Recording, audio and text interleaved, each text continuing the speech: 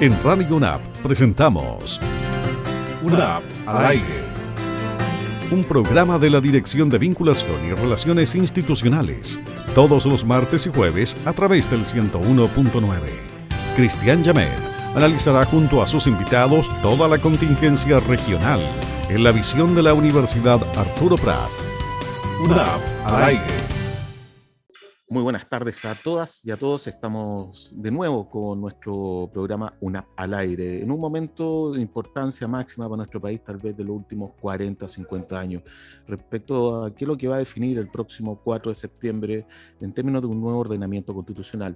Es para eso que queremos compartir con ustedes información, reflexiones, con el objeto que usted pueda votar informado según la opción que a usted más le parezca.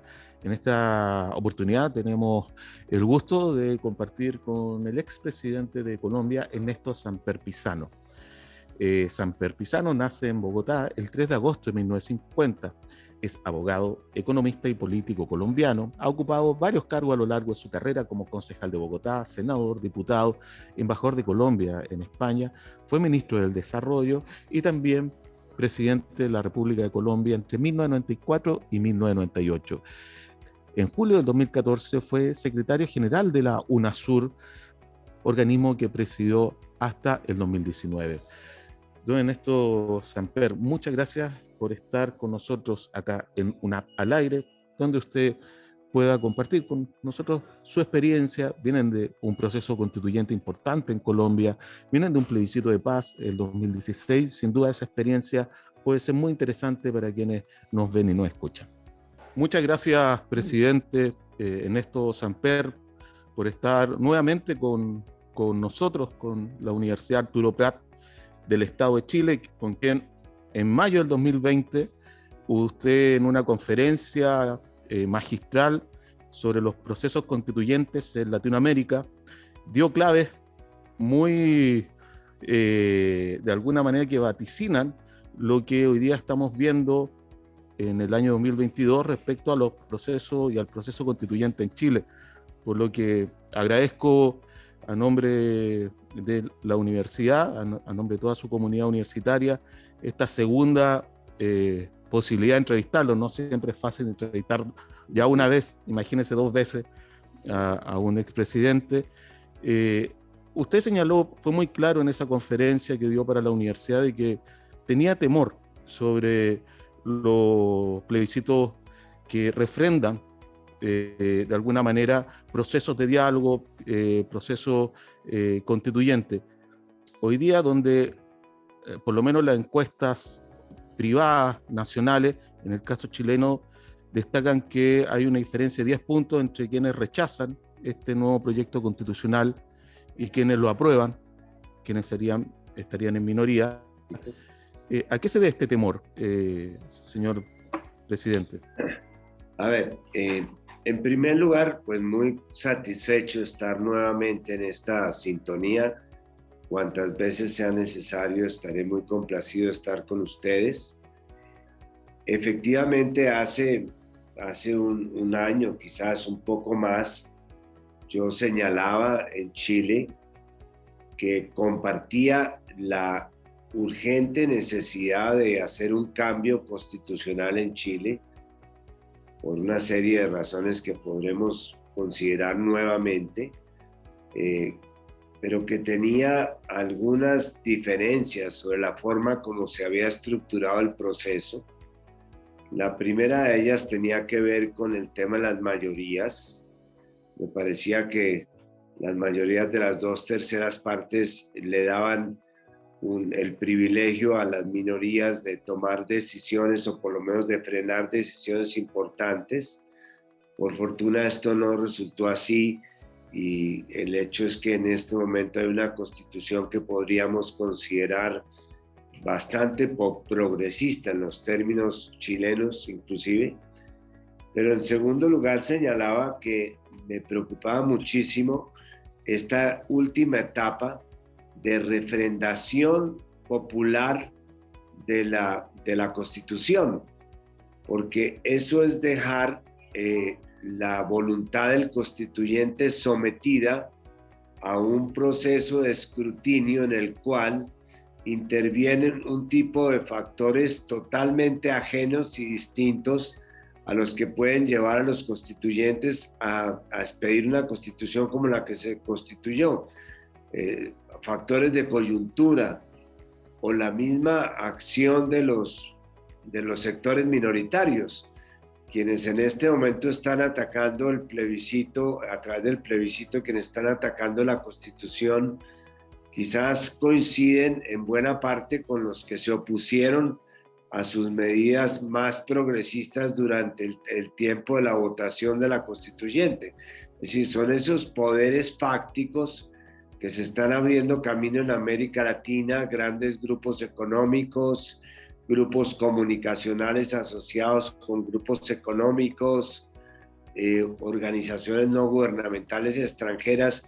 Son esos poderes fácticos que de alguna manera han sustituido los partidos, los que en este momento tienen la posibilidad de influir sobre la opinión para que rechace la Constitución que fue expedida por una constituyente bastante sui generis, porque es quizás la primera constituyente en América Latina con equidad de género. Es decir, que fue una constituyente realmente equilibrada en términos de género y bastante democrática en su composición, porque según entiendo, más del 50% de sus integrantes no se conocían entre sí. Luego provenían de fuentes distintas, lo cual enriquecía y no debilitaba la Constitución porque la hacía fuerte por la diferencia y no por, digamos, una voluntad mayoritaria. Ahora estamos viendo cómo el plebiscito está funcionando o está reflejando unas cifras que desaprueban la Constitución. Para mí eso es una contradicción que también vivimos en Colombia, porque en Colombia se aprobaron los acuerdos de paz de La Habana, estoy refiriéndome a los acuerdos de paz, no a la Constitución, y luego sin que mediara la obligación de parte ni del gobierno ni de las FARC, los dos quisieron someter a un referéndum o a un referendo refrendatorio los acuerdos de paz. Y muy pronto nos dimos cuenta de que la gente que había manifestado en un 80% que estaba a favor de la paz, comenzaba a expresar que estaba en contra de los acuerdos de paz. ¿Qué era lo que había sucedido? Dos factores importantes que seguramente se pueden homologar para el caso chileno, y es que no se socializó debidamente los acuerdos de paz. Es decir, la gente no estaba informada sobre los acuerdos de paz, en qué consistían, cuáles eran sus contenidos, cuáles eran sus ejes articuladores. Con lo cual, simplemente dejamos que la gente votara por emoción y no por razón los acuerdos. Lo mismo puede estar sucediendo en Chile, y es que lo que hay alrededor del desapruebo es un voto emocional, no un voto racional, y que ese voto racional no se está expresando adecuadamente, quizás porque no se socializó adecuadamente la Constitución y durante el término de la elaboración de la misma no se conocieron cuáles eran sus contenidos. Creo que ese es un primer examen que podríamos hacer. En Colombia estamos hablando de los acuerdos de paz, tan importantes como la Constitución de Chile. Se efectúan los acuerdos, la gente toda está de acuerdo con la paz, pero en el momento de votar por los acuerdos, al no existir una información suficiente de parte de la gente, entra a jugar el voto emocional y a decir que en los acuerdos, por ejemplo, está pactada, hay una ideología de género, que se va a infundir en los niños una ideología que los va a determinar sexualmente. Es decir, comienzan a aparecer una cantidad de fantasmas que no tenían nada que ver con los acuerdos, pero que llevan a la gente a ponerse en contra de los acuerdos, así hubiera estado a favor de la paz. No conozco en detalle el caso chileno, pero supongo que la falta de información sobre los contenidos mismos de la Constitución o sobre los contenidos más importantes de la Constitución, sumado a que no se hizo una buena socialización tanto del proceso constituyente como de la Constitución misma, pueden haber llevado que en este momento el voto que esté, digamos, haciendo la mayoría en contra, sea un voto más emocional que un voto racional, y que estén jugando con los sentimientos y las subjetividades de los electores más que con su decisión racional de aprobar o no una constitución que, a mi juicio, como podremos ver ahora, tiene unos elementos para defenderla que son para mí muy claros y que existen en otras constituciones de América Latina.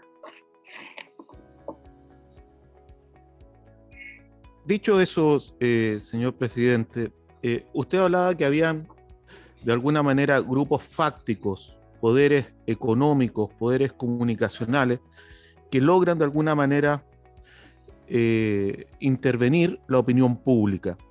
¿Estos grupos comunicacionales son solo nacionales o también uno puede ver que tienen presencia en distintos países de la región? Lo hemos visto como en algunos momentos incluso han validado golpes de Estado, como el de Bolivia recientemente, etcétera. ¿Cómo opera esta fuerza mediática a nivel latinoamericano? Bueno, digamos que esto tiene mucho que ver con una crisis que hay en América Latina, que es una crisis de los sistemas de representación. Para nadie es un misterio, y más en algunos países que en otros, que los partidos políticos, los actores políticos, las organizaciones políticas tienen un bajo nivel de credibilidad que se explica en buena parte porque han venido perdiendo en medio de una crisis de confianza su capacidad como actores representativos. Esta crisis de los partidos, que lleva a que se presenten situaciones paradójicas, como que los sectores más golpeados en credibilidad sean precisamente aquellos que la gente podría cambiar con su voto. Uno no se explica cómo los espacios más desacreditados son los congresos, los partidos, las organizaciones partidistas, cuando son precisamente los actores que la gente podría cambiar con su voto. Y todo esto se explica porque la gente pues ha dejado de creer en los partidos, y ha dejado de creer porque han comenzado a ser sustituidos por otro tipo de actores, especialmente actores digitales, que son las redes. Las redes han cambiado totalmente el sentido de la política y han introducido, y volvemos a retomar nuestro análisis anterior, han introducido el factor emocional como un factor mucho más determinante del voto y la decisión de votar. La gente está demostrado psicológicamente que la gente se agrupa más para votar en contra de algo que a favor de algo. Es decir, es más fácil convocar los odios que convocar los amores, por decirlo en esos términos, con lo cual puede estar sucediendo en Chile lo que sucedió en Colombia, que la gente no necesariamente votó contra la paz o contra los acuerdos de paz, sino el odio que tenía al gobierno departamental o al gobierno nacional, o porque no estaba de acuerdo con los impuestos, o porque estaba en desacuerdo con sus líderes locales, pues llevó a que esos odios se sumaran para votar en contra de los acuerdos de paz, porque pensaban que los acuerdos de paz estaban encabezados por el presidente de la República y por todo el sistema político representativo. Ahora, ¿qué influyó además de las redes en ese cambio de actitud? Pues fundamentalmente el papel que pueden jugar estos poderes fácticos, que son dueños de los medios de comunicación social, que son dueños inclusive de las grandes plataformas digitales, que tienen una gran comunicación con la justicia para legitimar posiciones de judicialización de la política y poner a su servicio jueces y fiscales que de alguna manera llevan a la judicialización de la política. Y estos poderes fácticos, por supuesto que tienen unos entronques internacionales, porque muchos de ellos son transnacionales, pero se comportan nacionalmente cada uno a su manera dentro de las condiciones en que tienen su hábitat natural, que son la posibilidad de influir sobre unos ciudadanos que no tienen tiempo de leer, que no tienen tiempo de informarse, o ciudadanos que son aterrorizables, porque estos medios de comunicación, estos poderes fácticos y los grupos comunicacionales de derecha, la mayor cantidad de ellos, funcionan con dos estrategias, o la estrategia del miedo, que es meterle miedo a la gente para que se aterrorice, o la estrategia del engaño, que son las noticias falsas, que es, por ejemplo, venderle a la gente de que la Constitución es una Constitución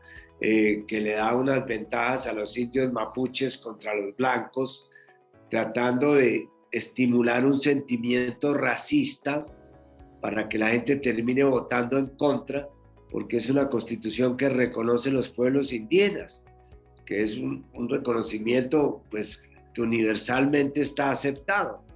Y de la misma manera, en el caso de los acuerdos de paz de Colombia, pues dijeron que los acuerdos de paz habían incluido una cláusula para que en los colegios de alguna manera se enseñara, se adoctrinara a los jóvenes en unas nuevas cultos satánicos que obviamente iban a pervertir a los jóvenes, fake news, como llamamos, que son noticias falsas. Entonces, ustedes miren el panorama ya en Chile de unos poderes fácticos a los cuales no les gusta esta constitución, y no les gusta porque es una constitución garantista, como todas las constituciones que se han expedido recientemente en América Latina, porque es una constitución que, así como la constitución de 1991 nos permitió a los colombianos liberarnos del fantasma del narcotráfico, del narcoterrorismo y de la violencia y el conflicto, pues también en este caso la Constitución chilena pues es un paso para que los chilenos terminen de sacudirse de manera definitiva el fantasma de Pinochet y el fantasma totalitario y todo lo que tenía esa Constitución, que estaba rodeada de minas antipersonas ideológicas que tenían unos condicionamientos para que la gente simplemente no se diera cuenta que estaba siguiendo una constitución totalitaria o dictatorial. De tal manera que obviamente hay sectores, tanto los había en Colombia contra la paz como los hay en Chile contra la constitución, y no hay que caer en la trampa de esos sectores que están proponiendo que sí están de acuerdo con la constitución, pero una constitución distinta o una constitución reformada. Es decir, tratan de evitar el momento de la confrontación, que es el momento en que la gente va a decidir si aprueba la Constitución o no, porque quieren ganar tiempo. Y quieren ganar tiempo para hacer una Constitución que se reforme a su medida y que de alguna manera tiene que empezar del punto cero, que era la Constitución que rechazó Chile, cuando en un 80% decía que quería una nueva Constitución. Entonces, de tal manera que la Constitución colombiana en 1991, yo se los digo, se ha reformado 15 o 20 veces en los 25 años que lleva. Si es que la Constitución no es una Constitución escrita en piedra, las constituciones van cambiando y se van reformando, pero lo que sí no se puede cambiar es que el punto de partida y la tabla de los 10 mandamientos de la ley de la Constitución es lo que se aprobó en la Constituyente. A partir de ese momento se podrán hacer reformas con los trámites legislativos que fueron seguramente acordados en la Constitución para autorreformarse. Pero en este momento lo que se está jugando en Chile no es la Constitución solamente, se está jugando también el respeto al constituyente primario, el respeto a los derechos humanos que están consagrados en la Carta, derechos fundamentales como el derecho al medio ambiente, los derechos digitales, derechos por los cuales los jóvenes chilenos salieron a la calle en el 2019 a gritar y a pedir seguridad. seguridad en su futuro, seguridad en sus condiciones económicas, seguridad en su educación. Esos derechos están ahí, consagrados en la Constitución, no como un privilegio que le hacía la dictadura como una especie de excepción, como una dádiva que le hacía a los ciudadanos, sino como un derecho del ciudadano. Y además hay mecanismos también previstos en la nueva Constitución chilena para reclamar esos derechos, para pedir que se cumplan esos derechos a través de procesos judiciales como el amparo o las reivindicaciones colectivas. De tal manera que yo creo que los chilenos tienen que ser muy conscientes de que en este momento lo que tienen que defender es el derecho a tener un futuro, que es lo que consagra la Constitución, no dejarse llevar por los cantos de sirenas de las noticias falsas, ni tampoco caer en las trampas engañosas del miedo que se les pretende entender para que voten en contra de la Constitución, y defender el proceso y defender la Constitución, por supuesto dejando a salvo que hacia adelante se podrán hacer las reformas que sean del caso. Señor presidente, ¿qué es lo que pasa según la experiencia de Colombia después de este proceso constituyente, el día después? Porque hay una expectativa, también una sobreexpectativa de pensar de que con nueva constitución se resuelven todos los problemas automáticamente, mecánicamente, pero si eso no va acompañado, como señalaba usted, de las leyes orgánicas, no va acompañado de un proyecto colectivo que dé carne, de vida a esta nueva constitución, también existe el riesgo de que sea, algunos llaman letra muerta, que no tenga esa capacidad de transformar la vida cotidiana de las personas. ¿Cómo lo podría ver usted esta idea de el cambio constitucional, si bien puede ser necesario, aprobado o rechazado, si no va acompañado de esto otro, te queda en esa instancia más bien formalista? La Constitución, alguien la definía, lo que es una Constitución, como un acuerdo sobre unos temas fundamentales respecto a los cuales el primer acuerdo es que no se van a modificar. Cuando uno va en un barco y hay una tempestad, lo primero que tiene que decidir es si va hacia el norte o si va hacia el sur.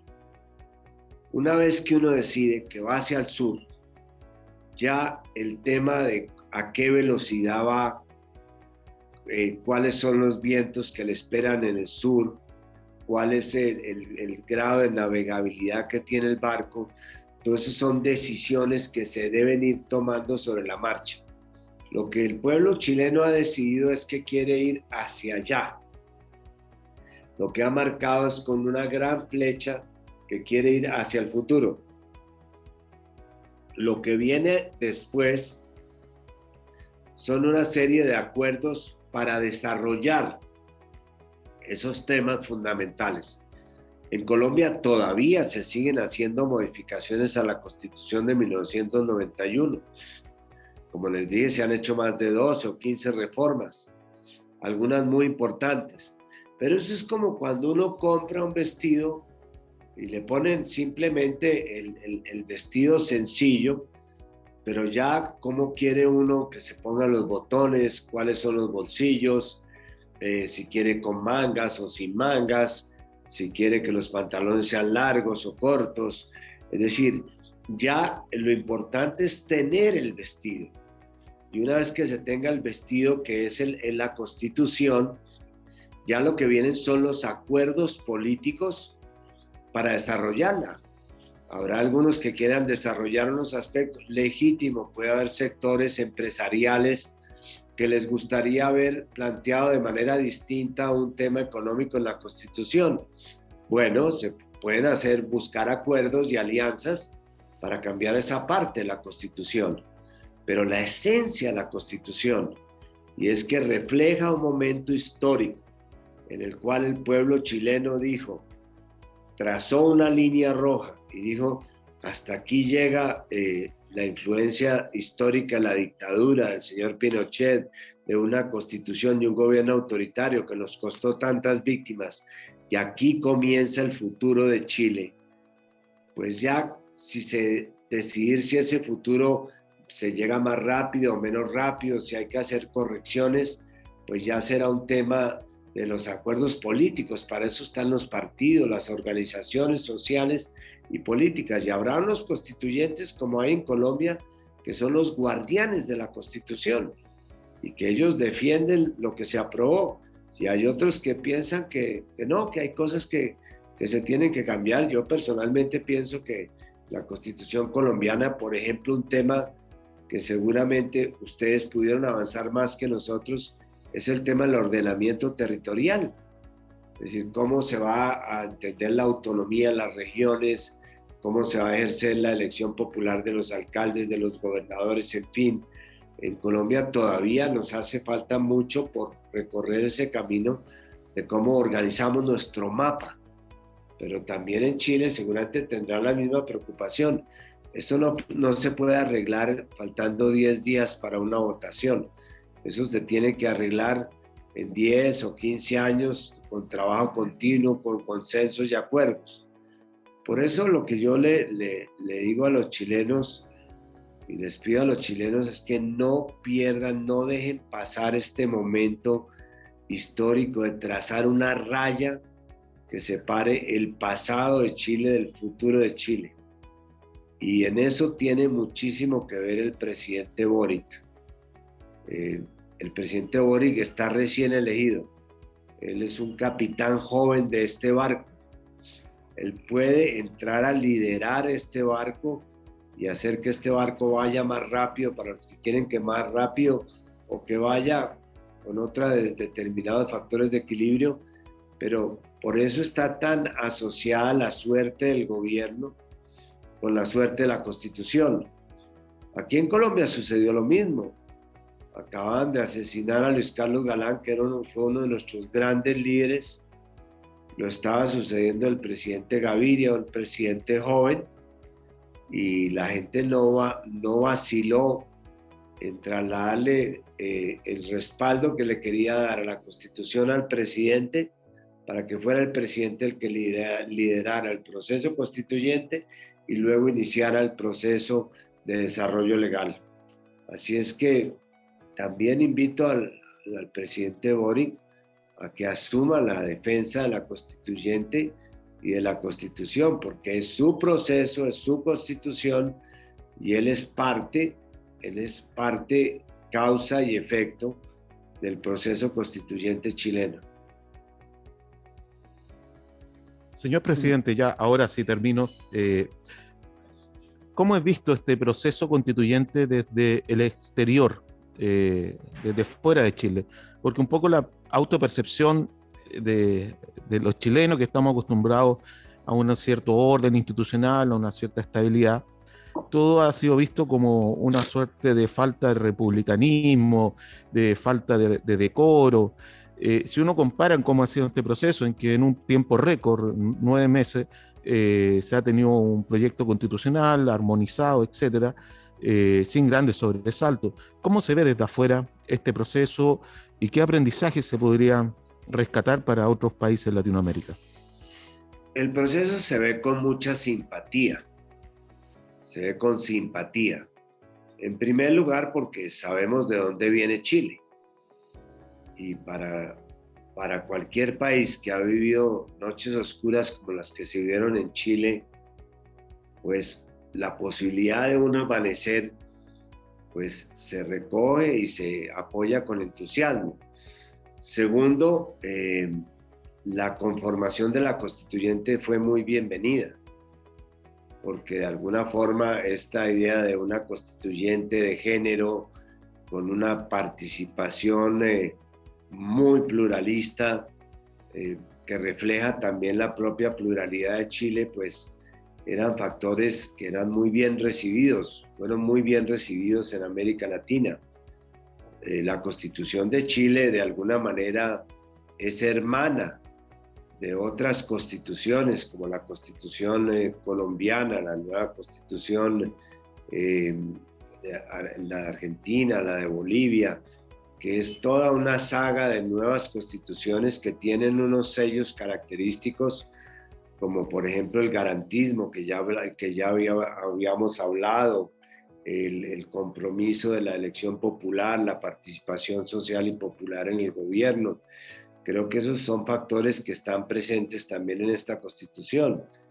Y por supuesto vemos con particular expectativa pues, que se someta a la Constitución favorablemente a este proceso referendatorio, aunque yo era de los que manifestaba, como ya decía al comienzo de esta intervención, manifestaba mi inquietud porque esto no resultara realmente coherente con el proceso que se ha vivido. Proceso donde se convoca al pueblo, se convoca al constituyente, el constituyente vota por una constitución, una constituyente pide una constitución y ahora la constitución la derogan otras personas con otro momento político. No hay coherencia, no habría coherencia en esto. Pero yo espero que los chilenos entren en razón, no se dejen seducir emocionalmente, no caigan en trampas, no se dejen engañar, entiendan que este es el final lógico de un proceso, que es aprobar el proceso mismo, y que el propio presidente asuma en estos días que faltan el liderazgo, porque esta Constitución es su propia carta de navegación y es su fe de bautismo, como decimos en Colombia, es decir, es su certificado de bautismo. De tal manera que estamos expectantes y muchísimas gracias por darme la oportunidad de volver a participar en este momento tan importante y tan histórico para Chile. Muchas gracias a usted, presidente Ernesto Samper, por esta disponibilidad que ha tenido con nuestra casa de estudios, y así como extendimos la invitación a que nos visitara presencialmente, estábamos en pandemia, pero ahora existen mayores oportunidades, así que esperamos que ahora sí se pueda concretar su visita a nuestro país. Bueno, estaré encantado de poderlos ver presencialmente. Por mucho que se pueda avanzar con los sistemas digitales, no hay nada como un abrazo, un estrecharse las manos o un verse la cara. Muchas gracias, presidente Ernesto Samper, por compartir con nuestros auditores y auditoras su experiencia respecto a lo que fue el proceso constituyente en Colombia, y lo que fue también el plebiscito de paz del 2016, donde se rechaza, por ejemplo, la voluntad de alcanzar un proceso de paz permanente. ¿Y cuál fue el rol, según su percepción, de estos grupos económicos, de grupos mediáticos, de poderes fácticos que intervinieron en ese plebiscito? Sin duda, su experiencia y su valoración del proceso constituyente chileno es muy importante para que nuestra comunidad universitaria y quienes nos escuchen se formen una opinión y el próximo 4 de septiembre puedan votar de la forma informada, tanto del proceso nacional como de otros procesos en Latinoamérica. Así que, como UNAP al aire, estamos dispuestos también a ofrecer este tipo de perspectivas, esta y otras, que seguirán siendo parte de este ciclo hasta el próximo 4 de septiembre. Así que muchas gracias por su sintonía y nos vemos en una próxima oportunidad acá en UNAP al aire. En Radio UNAP hemos presentado UNAP al aire, un programa de la Dirección de Vinculación y Relaciones Institucionales, todos los martes y jueves a través del 101.9. Con la contingencia regional en la visión de la Universidad Arturo Prat. UNAP al aire.